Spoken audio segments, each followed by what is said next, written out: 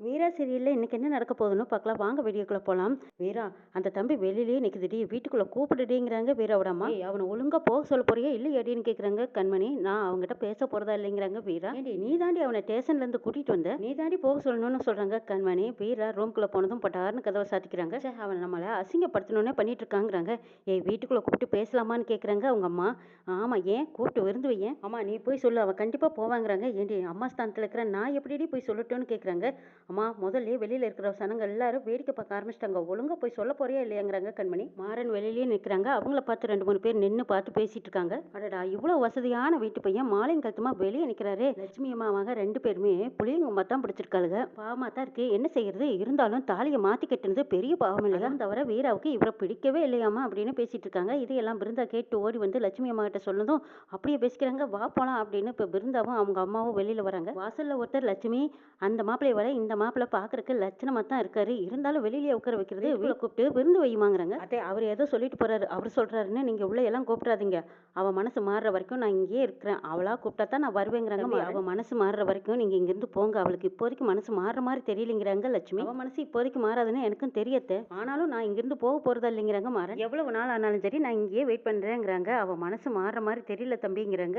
சரி அவ இல்லாம நான் அந்த வீட்டுக்கு போக முடியாதத்த. அம்மா மாமா ரொம்ப நல்லவருமானு பிருந்தா சொல்லவும் லட்சுமி யோசிக்கிறாங்க. ராகவன் கண்மணிக்கு ஃபோன் பண்றாங்க. கண்மணி போனை பார்த்துட்டு கட் பண்ணி விடுறாங்க. டே ராகவா யாருக்கு ஃபோன் பண்ண, கண்மணிக்கான்னு கேக்குறாங்க. ஆமா அவ எடுக்கவே மாட்டேங்கிறான்னு சொல்றாங்க. சரி சரி பிளாக்ல போடாம வச்சிருக்காளே அது வரைக்கும் சந்தோஷமா நினைச்சுக்கடா. அட்டே என்ன சொல்றீங்கன்னு கேக்குறாங்க. ஆமாடா இன்னும் கொஞ்ச நாள் போனா அவ மனசு மாறிடுவா, கண்டிப்பா அவள மாறிடுவாடா, நீ ஒன்னும் வருத்தப்படாது. ராகவா அண்ணன் என்கிட்ட பேசவே மாட்டேங்கிறாரு, வீராவுக்கும் மாறனுக்கும் கல்யாணம் பண்ணி வச்சது அவ்வளோ பெரிய தப்பாடான்னு கேக்குறாங்க வள்ளி. ஆமாமா இது அப்பாவுக்கு பெரிய அவமானம் இல்லையா, இப்படி எல்லாம் நினைக்கணும்னு நான் நினைச்சு கூட பாக்கலங்கிறாங்க ராகவன். போனதையே பேசி பேசி கஷ்டப்படுத்தாத, இப்ப நடந்ததுக்கு என்ன வழி சொல்லுவியா அதை விட்டு புட்டுங்கிறாங்க வள்ளி. நீ ஏதாவது அண்ணங்கிட்ட சொல்லி என்கிட்ட பேச வைக்கலாமல்லங்கிறாங்க வள்ளி. ஆமா நான் ஏதாவது சொல்ல போய் என்கிட்டயும் சேர்த்து பேச மாட்டாருங்கிறாங்க ராகவன். இன்னும் 2 3 நாள் போகட்டும், அவர் கோவம் தெரிஞ்சா தன்னால வந்து பேசுவாருன்னு சொல்றாங்க ராகவன். அது வரைக்கும் என்னால காத்துட்டு இருக்க முடியாதுடா, ஒரு நாள் கூட எங்க அண்ணன் பேசாம என்கிட்ட இருந்ததே இல்லை, என்கிட்ட எத்தனையோ தடவை கோவப்பட்டு சண்டை போட்டிருக்காரு, ஆனா ஒரு தடவை கூட இப்படி பேசாம இருந்ததே இல்லை. ஒரே வீட்டுல ஒருத்தருக்கு ஒருத்தர் மூஞ்சியை பார்த்துக்கிட்டு பேசாம இருக்கிறது எவ்வளோ பெரிய குடும்பம் தெரியுமா. அண்ணன் என்னை அடிச்சா கூட நான் வாங்கிக்குவேன், ஆனா என்கிட்ட பேசாம இருக்கிறது எனக்கு ரொம்ப கஷ்டமா இருக்குடா. மாறன் வெளியிலேயே கொண்டிருக்காங்க. ஒரு சின்ன கொசு அது கூட பசி தாங்க முடியாம என்ன வந்து கடிக்குது, ஆனா என்னோட பசி வீட்டுல இருக்கிற யாருக்குமே தெரியலையே.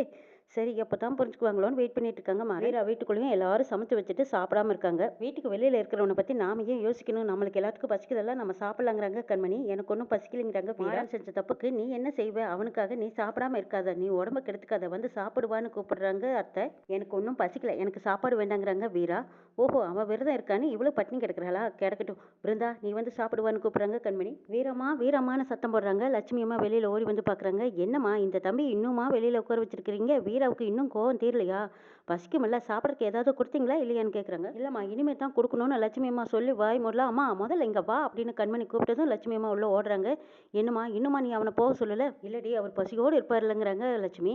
அம்மா இங்கே பாரு அவன் மட்டும் உள்ளே வந்தான் நாங்கள் எல்லாரும் வெளியில் போயிடுவோம். அம்மா மாமா பாவம் பசியோடு இருப்பார், சாப்பிட சொல்லாமான்னு பிருந்தா சொல்லவும் ஓங்கி ஒரு கொட்டு வைக்கிறாங்க கண்மணி.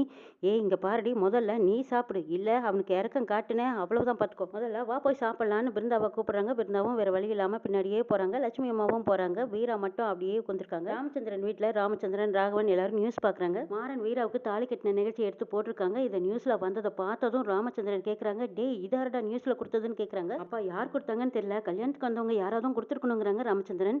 வள்ளி மனசுக்குள்ள நினைக்கிறாங்க, ஆஹா மாறன் நல்ல பேமஸ் ஐட்டிடா அப்படிங்கிறாங்க. காவேரி டெக்ஸ் கடை விளம்பரத்துக்காகவும் மாறனும் மீராவும் 2 பேரும் கணவன் மனைவியா நடிச்சதையும் எடுத்து காட்டுறாங்க. அடடா என்னமா ஜோடி பொருத்தோன்னு நினைக்கிறாங்க வள்ளி. அப்பா இந்த நியூஸை யாராவது எடுத்து போட்டிருக்காங்கிறாங்க. பாவண்டா அந்த பொண்ணு, இதை பார்த்து அந்த பொண்ணோட மனசு எவ்வளவு கஷ்டப்படுங்கிறாங்க ராமச்சந்திரன். முதல்ல இந்த நியூஸை நிப்பாட்ட சொல்றாங்கிறாங்க. ஏன் நல்லா தானே இருக்குங்கிறாங்க வள்ளி. வீட்டுல வீரா தூக்கம் இல்லாம இருக்காங்க. கண்மணி நியூஸ் கேட்டுட்டு இருக்காங்க. கண்மணி டிவி நியூஸ் பார்த்துட்டு இருக்காங்க. துணை மாப்பிள்ளையா நிக்கிறா மாறன் வீரா கழுத்துல தாலி கட்டுனது சமூக வலைத்தளங்கள்ல வீடியோவா பரவலாயிட்டு இருக்குதுன்னு போட்டிருக்காங்க. இதை பார்த்ததும் கண்மணி டென்ஷன் ஆகுறாங்க. அம்மா வீரா பிருந்தா எல்லாரும் இங்க வாங்க அப்படின்னு கூப்பிடுறாங்க. எல்லாரும் வந்து நிக்கிறாங்க. எல்லாரும் டிவியை பாருங்கிறாங்க. டிவியில மாறன் வீராவுக்கு தாலி கட்டுற வீடியோ ஓடிட்டு இருக்கு. மண்டபத்துல 4 பேர் பார்த்தது இப்போ ஊரே பார்க்க போகுது.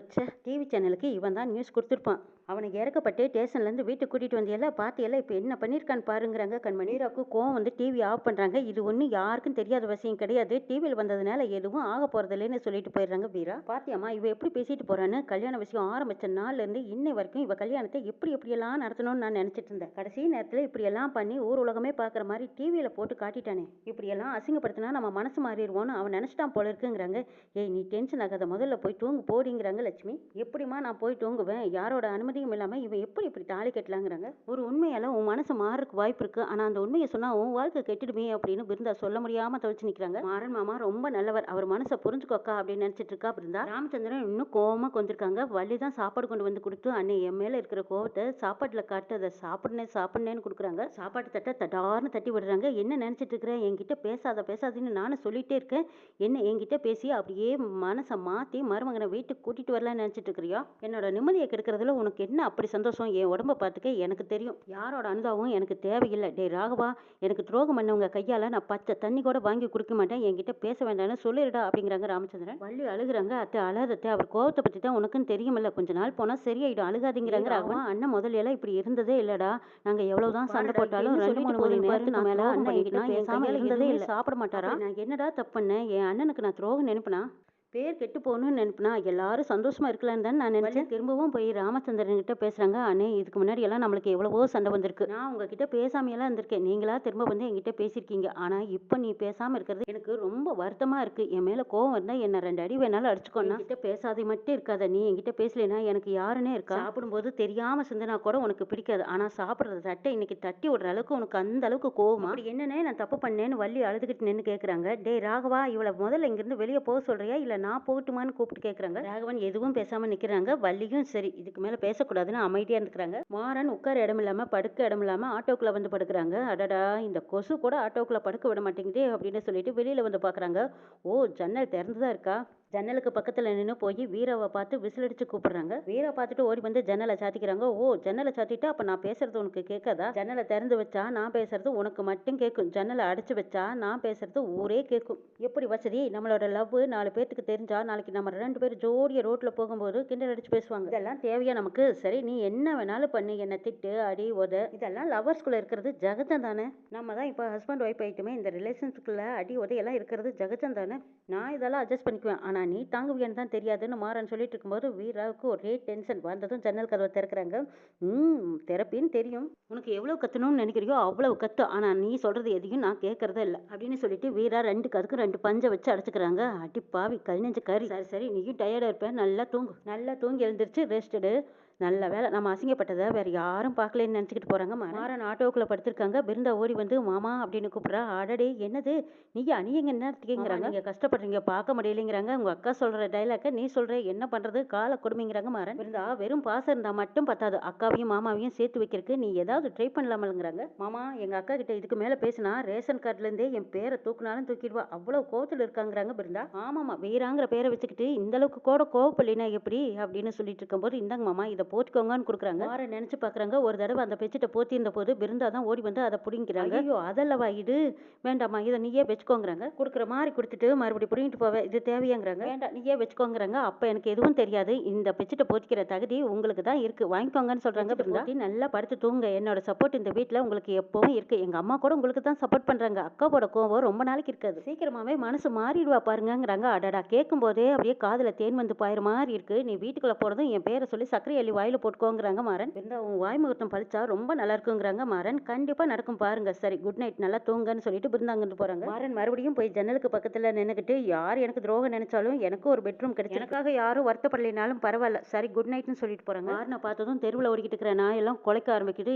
ஏய், சத்தம் வெளியில வந்து தொலைச்சிடுவேன் பார்த்துக்கோ, நான் இந்த தெருவோட மருமக, நாளைக்கு காலையில பொழுது விடிஞ்சதும் உனக்கு பிஸ்கட் வாங்கி போடுறேன், சத்தம் இல்லாம இருக்கணும், சரியா அப்படிங்கிறாங்க. மாறன் ஆட்டோக்குள்ளேயே காதல் நிறைஞ்ச கனவுகளோட தூங்க ஆரம்பிச்சிட்டாங்க. இந்த பக்கமா வீரா தூக்கம் வராம தவிக்கிறாங்க. என்ன நடக்குதுன்னு நாளை எபிசோட்ல பார்க்கலாம்.